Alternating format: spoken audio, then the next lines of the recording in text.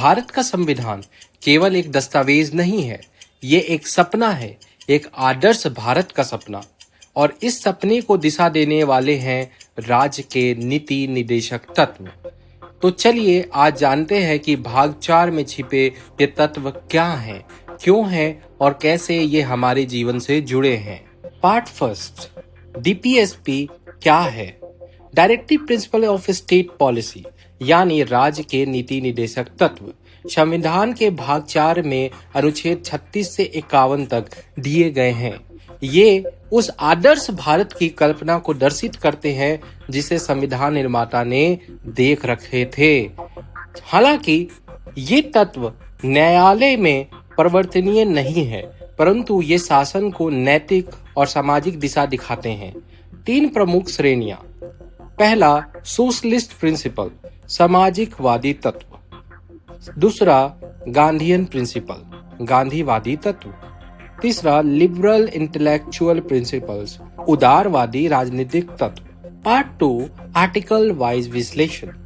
Article 36, इसकी परिभाषा राज्य की वही परिभाषा जो भाग 3 फंडामेंटल राइट्स में है, यहाँ भी लागू होती है। आप अगर आर्टिकल 12 पढ़े होंगे, आर्टिकल 12 के अंदर एक स्टेट, राज्य इंक्लूड करता है गवर्नमेंट ऑफ इंडिया को, भारत सरकार को, पार्लियामेंट को, स्टेट लेजिस्लेचर को और अदर लोकल अथॉरिटीज को और बॉडीज को।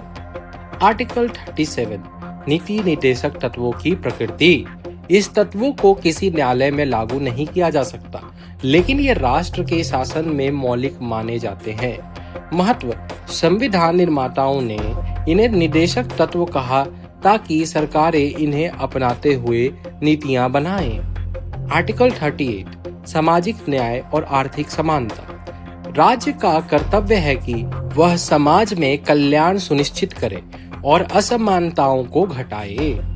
उदाहरण, आर्थिक सर्वेक्षणों के आधार पर सब्सिडी योजनाएं जो दी जाती हैं सरकारों के द्वारा। State of Kerala versus N M. Thomas 1976 में कोर्ट ने सामाजिक न्याय की व्याख्या में इस अनुच्छेद का महत्व बताया था। वहीं आर्टिकल 39 नीति के कुछ विशेष सिद्धांत पर बात करते हैं। राज्य को यह सुनिश्चित करना चाहिए कि पुरुषों और महिलाओं को समान आजीविका का अधिकार मिले, बचपन और मातृत्व की रक्षा हो, संपत्ति की एकत्रीकरण कुछ हाथों में ना हो, जैसे कि land reforms, equal pay for equal work आदि कुछ सरकार की योजनाएं हैं जो इसे अपहेल्ड करती है। वहीं Kesavananda Bharati versus state of Kerala में कोर्ट ने कहा था कि आर्थिक न्याय के तहत जमींदारी उन्मूलन पर चर्चा होनी चाहिए और जमींदारी को खत्म करना चाहिए। आर्टिकल 39A, निःशुल्क न्याय और कानूनी सहायता। महत्व था कि गरीबों को मुफ्त कानूनी सहायता मिले और मिलनी चाहिए। जैसे कि हुसैना खातून वर्सेस स्टेट ऑफ बिहार में कोर्ट ने मुफ्त कानूनी सहायता पर ऐतिहासिक निर्णय दिया था। आर्टिकल 40, पंचायतों की स्थापना। ग्राम पंचायतों कल्पना गांधीवादी विचारों पर आधारित है। 73वें संशोधन द्वारा संविधान में पंचायती राज की संरचना जोड़ी गई। अनुच्छेद 41, काम, शिक्षा और सार्वजनिक सहायता की अधिकार। उदाहरण, मनरेगा योजना, वृद्धावस्था पेंशन आदि। आर्टिकल 42, श्रमिकों की न्यायोचित स्थिति में सुधार को बतलाता है, जैसे कि मातृत्व अवकाश, श्रम कानूनों में सुधार। आर्टिकल 43, श्रमिकों के लिए जीवन स्तर को सुधारने और उसके लिए लिविंग वेज की अवधारणा को बतलाता है, न कि केवल न्यूनतम वेतन को। केस है CERC versus union of India 1995। Article 43A, उद्योगों में कामगारों की भागीदारी। मजदूरों की निर्णय प्रक्रिया में भाग देने की नीति इस आर्टिकल के तहत बतलाई गई है। आर्टिकल 44, समान नागरिक संहिता, जो सबसे हॉट टॉपिक है, यूनिफॉर्म सिविल कोड, उसके बारे में बतलाता है।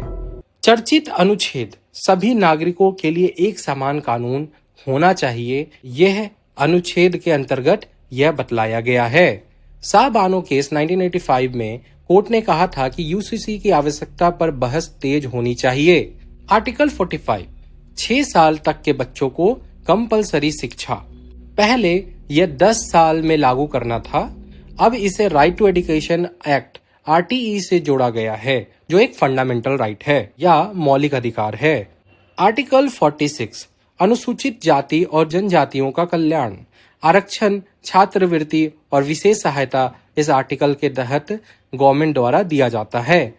आर्टिकल 47 पोषण स्तर और स्वास्थ्य में सुधार। शराब निषेध का नीति जो गवर्नमेंट बनाई है इसी के तहत निहित है। आर्टिकल 48 कृषि और पशुपालन में वृद्धि निश्चित करना है। गौ हत्या निषेध भी इसी के अंतर्गत आता है। Qureshi versus state of Bihar 1958 में गौ हत्या पर प्रतिबंध की वैधता को बतलाया गया था कोर्ट के द्वारा। आर्टिकल 48A पर्यावरण संरक्षण को बतलाता है। यह आर्टिकल 42वें संशोधन 1976 में जोड़ा गया और इसी के साथ एनवायरमेंटल प्रोटेक्शन एक्ट भी लाया गया।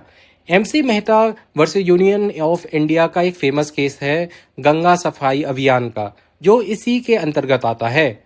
आर्टिकल 49 राष्ट्रीय स्मारकों की सुरक्षा। धरोहरों का संरक्षण अधिनियम इसी से प्रेरित है। आर्टिकल 50 न्यायपालिका की स्वतंत्रता। इस आर्टिकल का महत्व है, जिसमें कार्यपालिका और न्यायपालिका के अलगाव पर बल दिया जाता है।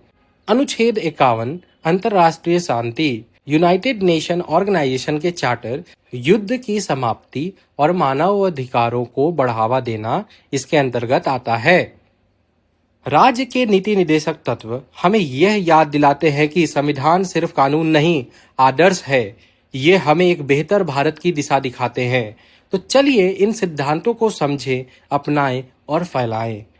वीडियो पसंद आया हो तो लाइक करें, कमेंट करें आप कौन से अनुच्छेद को सबसे ज्यादा जरूरी मानते हैं, इसे कमेंट में जरूर बताएं और सब्सक्राइब करें आईसेप आइलिनो चैनल के लिए। धन्यवाद।